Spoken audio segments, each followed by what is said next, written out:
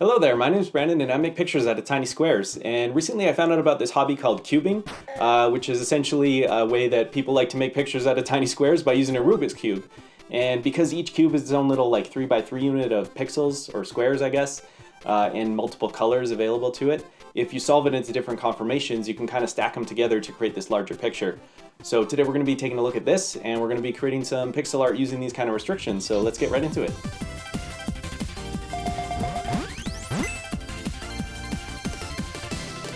Alright, so this idea actually comes from someone close to the channel, MC Guy 215, who does most of the background music that you hear during my videos. If you want to check him out, I've got links to his work in the description. Anyway, he introduced me to this concept of cubing and Rubik's Cube art, and so we swapped some art and music, and these are a few of the small designs I made for him, along with a couple of his recreations using the cubes. Each artwork shown here is on a canvas size of 21 by 21 pixels. Since each cube accounts for a 3x3 area, this represents 7 by 7 cubes, or a total of 49 Rubik's Cubes altogether. So there's obviously a bit of balance with how large and detailed you can make a design, because the number of cubes required quickly gets out of hand, and then you've got to purchase all those cubes and solve them as well. So sticking to small designs is nice for limiting the number of cubes you need, but it also requires you to be very restricted in the detail of your artwork. The other tricky thing is to work within the limited 6-color palette of the Rubik's Cube itself, which is iconic and bright and colorful, but obviously not otherwise designed to be the most versatile palette when it comes to pixel art.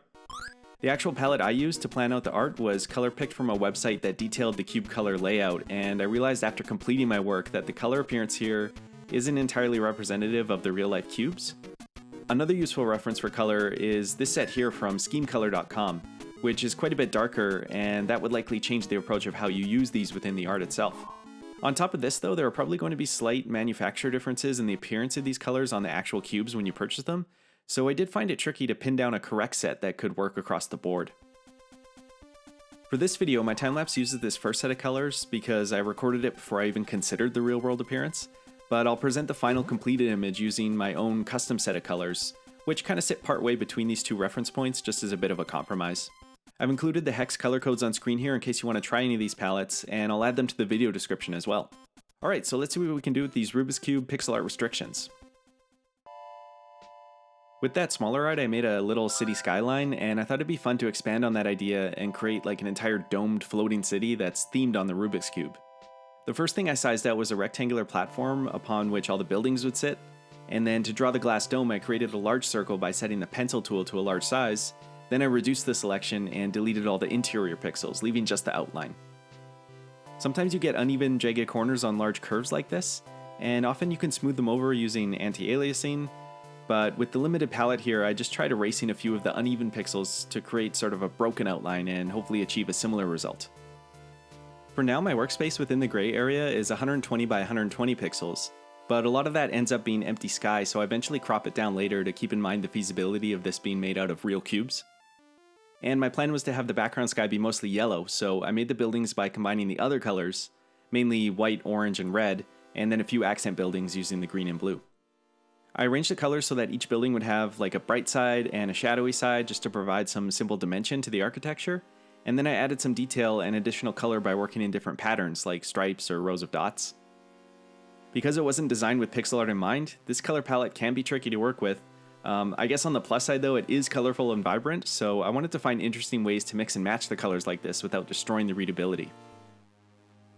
Going along with the futuristic vibe here, I added some Rubik's Cubes to the sky, like they're these sort of floating relics above the city. Maybe they helped create or maintain the city or something, or I don't know, who knows. I just thought they worked well to tie the theme together. And then the final touch for the upper cityscape was using the green to create the appearance of trees or foliage along the platform. I didn't use too much green when making the buildings because I wanted to mostly save it for this purpose, and I also found a few spots between the buildings to have the green peeking through as well, which helped add some more color throughout. And then the blue I used as a bit of a shade tone on the green there. For the bottom side of the floating city, I wanted there to be these long columns of colorful blocks, just as an additional way to work in the look of the cubes again. I guess they could either be like a foundation type material, or maybe a lower level of apartment buildings or something like that. I created a 3x3 design of squares by selecting colors randomly, and then I just copy-pasted them along to build up that section. After that, I went along and changed the colors around so it just wasn't obviously the same pattern all the way across. And I also used some of the darker shades, like the red and the blue, to break up these sections a little bit more and give it some depth. Okay, from here I moved on to the background layer, and for now I'm drawing some decorative designs in like a bright green on top of a bright yellow background, so I'm just going to edit this part of the time-lapse into black and white so it doesn't burn all our eyes. But I'll leave this small version in the top so we can see what it actually looked like when I was making it. It's kind of funny, I was working on this thing for a few hours, like just staring at these colors, and when I finally looked away from my screen, the world honestly looked a lot less vibrant than I remember it being. Like, spending too long staring at these colors just kind of fries your vision or recalibrates your perception of color or something, but even the icons on my desktop looked just desaturated after working on this. Anyway, what's happening here now is I'm just figuring out the background design, which includes some clouds and other shapes, and a bit of dithering to work it all together. I like the way that the green on the yellow looked in the sky of my small art, but for this piece I found it a bit distracting against the floating city design, so I eventually changed it to just simple white on yellow for everything in the background. And the last thing is going to be adding a bit of animation to this, but before that, here's the finalized static artwork, and I'm showing it here in each of the palettes from earlier in this video. As I mentioned, it felt right to go in and tweak the colors a little bit, just to find a nice representative balance between the two reference palettes. And the final artwork here is 99 by 99 pixels, which would be 33 cubes across and 33 cubes tall, or a total of 1089 Rubik's Cubes altogether. So I'm not sure if anyone has that many cubes, but maybe if we all pitched in a few, we could make it work and build this thing for real. According to my calculations, if this were constructed using regulation size cubes, it'd take up a space about 6 feet by 6 feet, so that's not too bad, right?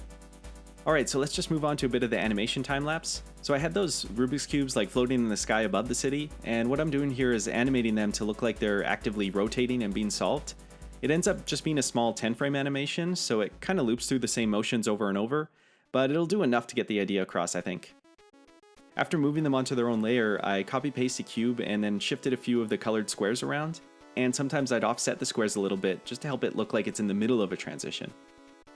So I continue working on it frame by frame, just kind of comparing back to the previous one to make sure the motion makes sense, and then play the frames all together to check the entire animation. With how small the canvas is here, the detail with this kind of animation can be pretty forgiving, especially for the tiny cubes that are only a few pixels each. I essentially just had a few frames with different color pairings to simulate the idea that the cubes are changing positions, and then I also finished them off by adding a bit of oscillating movement to the cubes. I think it just makes it look a little bit more dramatic. To do this kind of thing, I click on a particular frame and bump the cube up or down by 1 or 2 pixels at a time, just making sure to hold its new position for a few frames so that it doesn't look too fast or too jerky. Okay, so let's go ahead and take a look at the final animation for Rubik's City, complete with some fitting music provided by MC Guy 215. Here we go.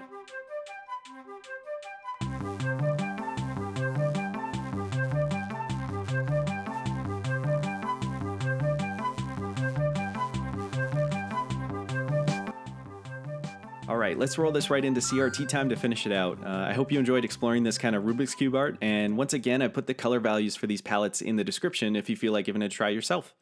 So thank you for watching, and take care and keep it square.